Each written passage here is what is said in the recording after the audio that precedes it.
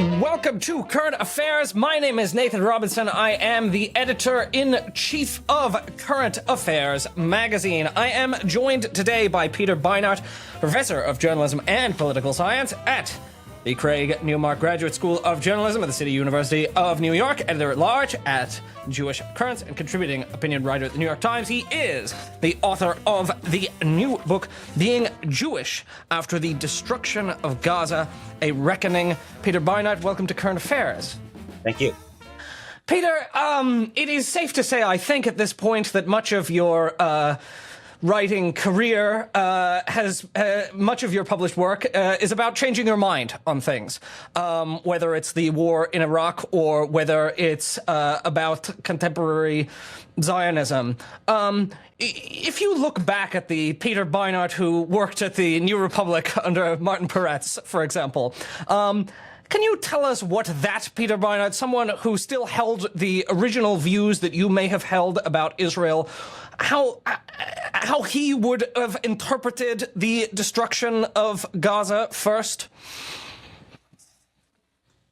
Well, I mean, the truth is that at that time in my career, I wasn't writing very much about Israel at all. It really wasn't the focus of my writing until after I left the Republic. So, I'm not, and honestly, hard for me to exactly imagine even how the New Republic itself, the institution, would have responded, because it was a very different moment.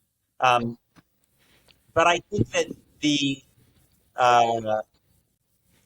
my evolution on this question really began as I started spending time in the West Bank with Palestinians and reading more Palestinian writing and thinking more about what Israel meant or what Zionism meant from the standpoint of its victims in Said's phrase. So, yeah, I think I would also just say something about the fact that there are plenty of things in the 1990s that I believe that I still believe on a large range of topics. But on this particular topic, my views have changed very profoundly. Well, what I'm trying to get at, Peter, here is that, one of the things that comes across in this book is that you are in many ways dissenting from and in conflict with the views of many other Jewish people on Israel-Palestine. And I want to understand what it is that the people, I mean, you begin with this letter to a former friend who would now very much disagree with you on this topic. And so first I want to lay out what it is, the perspective that it is that they hold that you are responding to in this book. Sure. I think the perspective is that the world is a merciless and brutal place. And if you don't have a state that you control, that you rule, you are likely to be in grave jeopardy. That's the interpretation of Jewish history that many Jews around the world hold. And so that from that perspective, even if even if you are inclined to admit that Israel is doing things that are not particularly nice to the Palestinians, you believe that it's the ultimate bedrock of Jewish safety. And so it seems like what you're arguing here is that in many ways, Jewish history and storytelling and mythology has ended up coloring perceptions of the contemporary world for many Jewish people in a way that distorts their understanding of what is actually going on with Palestinians and how Palestinians feel and what their actual motivations are. Yes, I think there's a tendency to see Palestinians and the conflict between Palestinians and Israel in a certain template, partly borrowing Jewish sacred texts, but also from secular history, into a narrative of the kind of, as it says in the Passover Haggadah, that in every generation an enemy rises to destroy it, and that enemy is motivated by some kind of somewhat perhaps vague but kind of inherent desire to destroy and kill and subjugate Jews, rather than understanding Palestinian responses to Israel and Zionism, as not all of which I would always agree with, by the way, but to understand those responses as a response to dispossession and oppression. It's not totally unreasonable to have a story that in every generation an enemy rises trying to destroy Jewish people, given the history, I mean, given the, not just the Holocaust, but the history of pogroms. And you go back to the Purim story, which is at the center of what you tell here, which is a story that, I mean, I think many non-Jews like myself might not necessarily be familiar with, which is a story of a genocide is ordered and they have to stop the genocide by killing a very large number of people. Yes, in fact, we are speaking literally on the day of Purim itself, where Jews read the book of Esther that tells that story. So, yes, I think the challenge that I was wrestling with in the book is that one doesn't, that I think all of us who want to be critical of not just what Israel's doing in Gaza, but critical of the entire idea of Jewish supremacy, I think need to balance that criticism, that moral position, which I think is fundamentally important, with some empathy for the set of experiences that would have led many Jews, not all, but many Jews, to see the world in this way. Mm-hmm. Mm-hmm. You hear very much in the rhetoric of Israeli politicians, Hamas are Nazis, or even Palestinians are Nazis.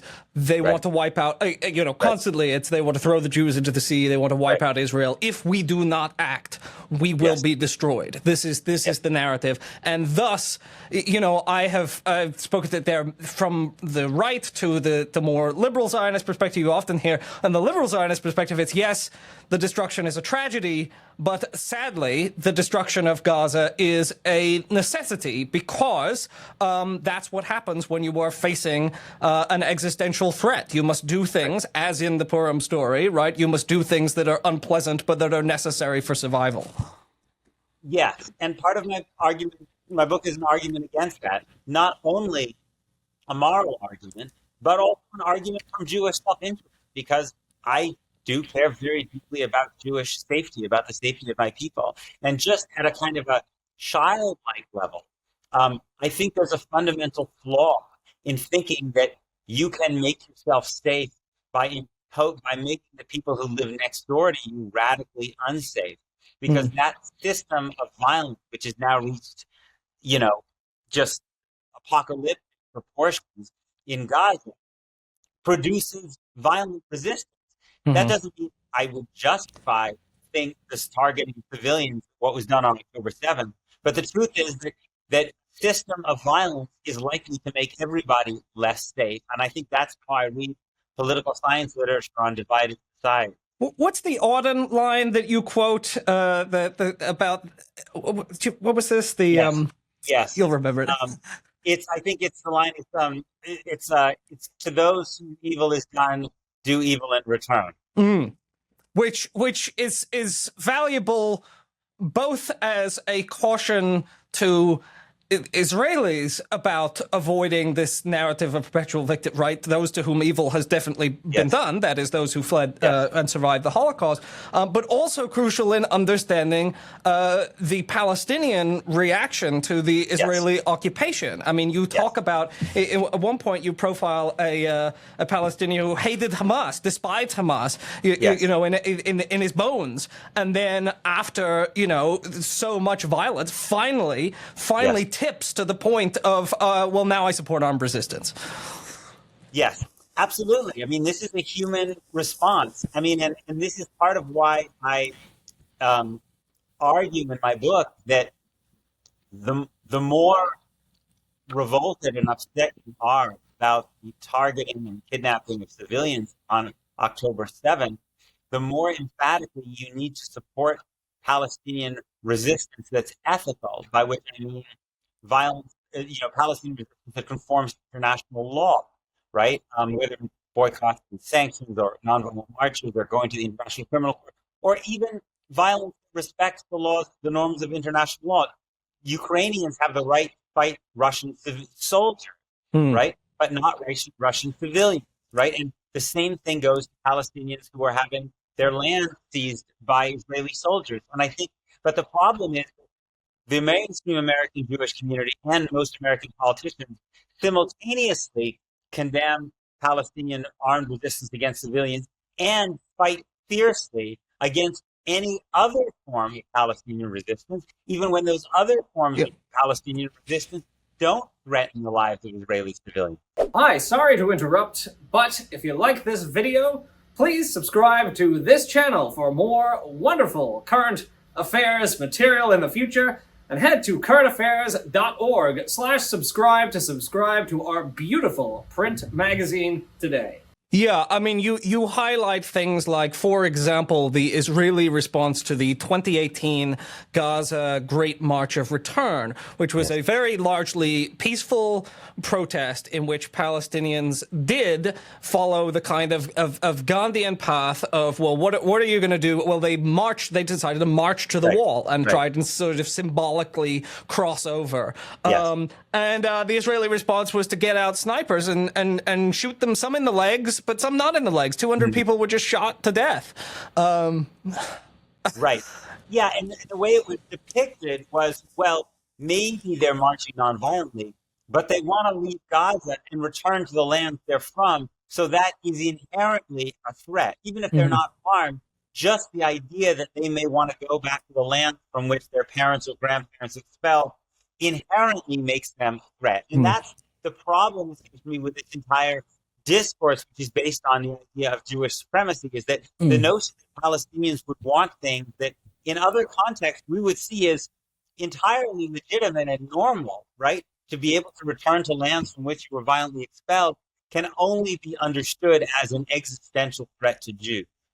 Yeah, I mean, one of the things that you point out is that there is this way in which language is used that phrases like the right to exist are used to suggest that unless Israel is maintained as an explicitly Jewish state, Israel no longer exists, and it's sort of implied that Jewish people in the land of Israel no longer exist, so that to fight against Israel as a Jewish supremacist state is that's how you it sort of slides. There's this kind of conflation of that with genocide. Yes, absolutely. And the point I try to make in my book is that from the perspective of Jewish tradition, as I understand it, states don't have unconditional value. They are merely instruments for the protection of human life. And so that one should start in evaluating any state with the human beings who live under its control, Palestinians and Jews, and ask whether this state is doing a good job of protecting their lives and allowing them to flourish. And if it isn't, you think about a different kind of state that might do a better job. And so that the human right to exist is what is unconditional, not a particular state form, especially one that in this case is built on the legal supremacy of one group over another. I suppose this is going to be a question that's going to get us into definitions, but I guess one of my questions is, do you think that the concept of Zionism is inherently defensible, or is it indefensible? I mean, there are plenty of people who say that, Zionism is inherently wrong, and I suppose your answer is probably going to be something like, it depends on what we mean by the term. Yes. Until 1948, there were forms of Zionism, sometimes one term is called cultural Zionism, that did not believe in a Jewish state. I mean, that's kind of weird for people to hear now, because now Zionism is Jewish. Noam Chomsky, as a very, very young person, was a member of a Zionist youth group that opposed the creation of a Jewish state. That was the position of Martin Buber, right? So there was a form of Zionism that meant kind of Jewish cultural flourishing in historic Palestine. That form of Zionism, I don't think, is inherently oppressive because it's compatible with equality under the law. But the Zionism that actually emerged in state form as the ideology of the state in 1948 is built on this legal supremacy of Jews, and therefore I think is an inherent contradiction to principles of liberal democracy. Now, you've gone there back to 1948. One of the other points that you make in your book is that early in the history of Zionism, the rhetoric was often explicitly colonial. There is now an effort to suggest that Israel is acting defensively against aggressors, but actually the language of Jabotinsky, for instance, who was kind of the intellectual forebear of Netanyahu, was, no, we're the settlers, they're the Indians, essentially the equivalent of the American Indians, and we're going to hold them off. Yes, because colonialism was not a dirty word at that time, right? Mm-hmm. And many Jews and others get upset now because they suggest that if you suggest that Israel, Zionism, had these colonial features, you're denying Jews have a connection to the land. But Jabotinsky was certainly aware that Jews pray, face Jerusalem, and that our liturgy is filled with references to what we call Eretz Israel, the land of Israel.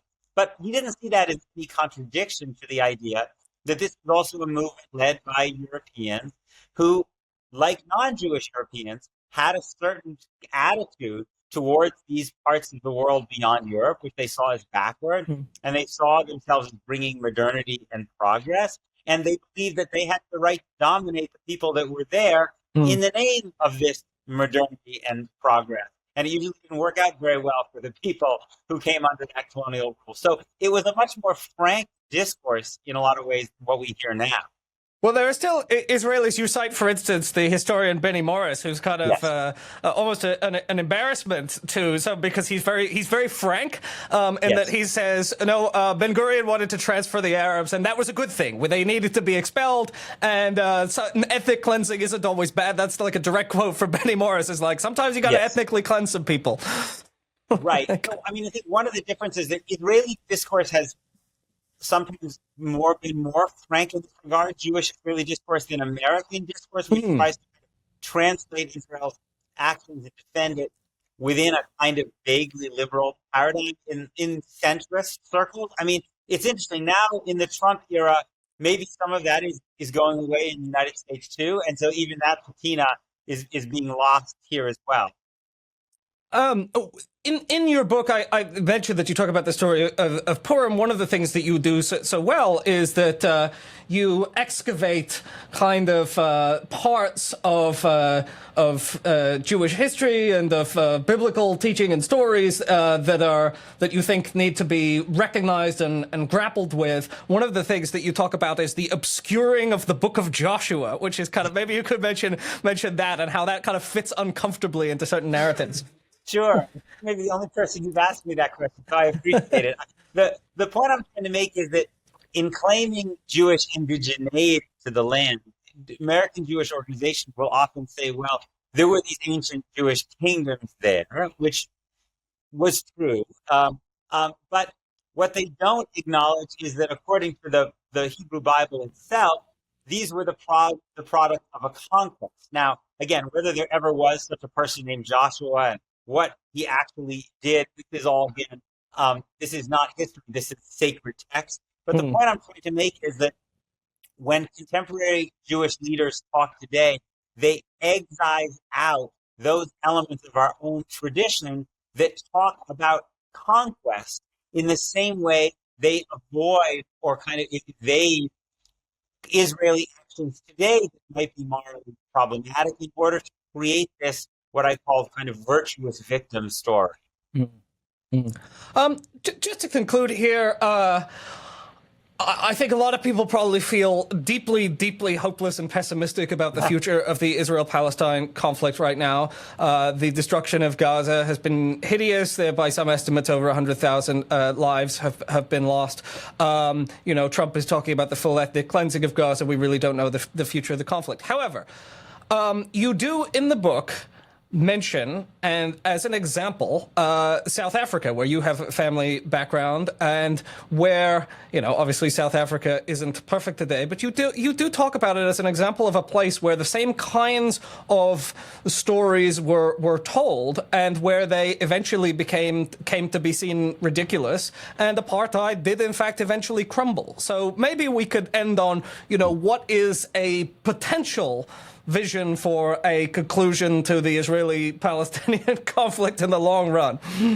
Yeah, I mean, we don't know how history will turn out, and you're right. Right now, it looks extremely bleak. But there are moments we can point to in the past where great moral movements have made things that seemed impossible at one point become possible. I know from personal experience that as late as, you know, in the 1980s, it was impossible for white South Africans to imagine that there would be a black government, and indeed that they would be safe under one. And yet it came to pass, just as many Americans in the first half of the 20th century could never imagine a U.S. military where white soldiers took orders from black officers. But the civil rights movement made that come to pass. So the question is, can there be a movement on behalf of Palestinian freedom that matches the kind of power that can make the possible possible?